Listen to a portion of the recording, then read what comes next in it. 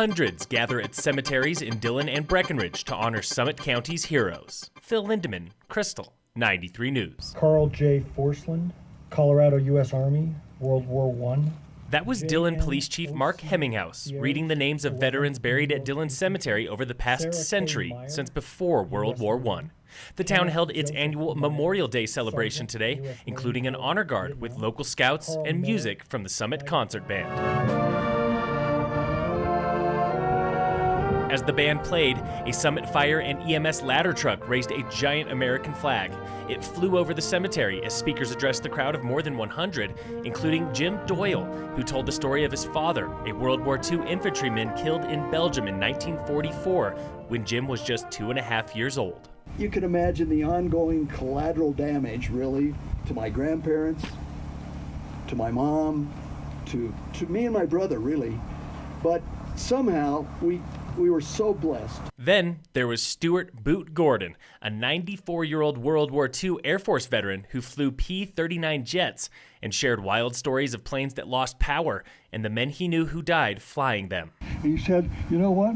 There's a war on. And he said, they tell us to fly a beer can, we're going to fly the damn thing. In Breckenridge, dozens gathered at Valley Brook Cemetery for an annual Memorial Day service led by Red, White, and Blue Fire District and the Breckenridge Heritage Alliance. At the Dillon service today, representatives from the cemetery unveiled plans for improvements there, including a new paved road, expanded parking, restrooms, a shelter for guests, and crematorium garden. The improvements are part of a master plan from 2015. Officials expect work to begin there this summer. U.S. Representative Jared Polis is introducing a bill to protect thousands of acres in Summit and nearby Eagle counties, including a new wilderness area for the Tenmile Range south and north of Breckenridge. Wilderness areas are limited to hiking and horses only, with no wheeled traffic though. So how does mountain biking fit into the plan? As mountain bikers, we're conservationists as well. We're also hikers, we're also runners. You know, we want to make sure that we see our natural environment maintained throughout the years to come, for many years to come. That was Ernest Sager with a Vail Area Mountain Bike Group.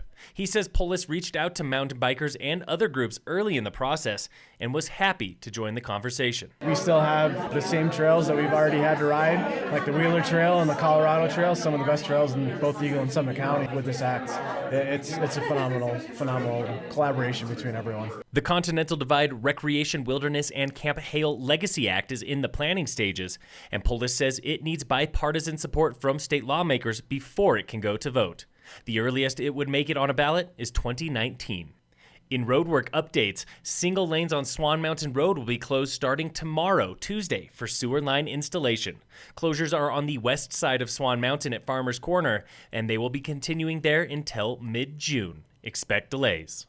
In sports, the Rockies play the Giants tonight. First pitch is 5 p.m. on ESPN. Phil Lindeman, Krystal, 93 News.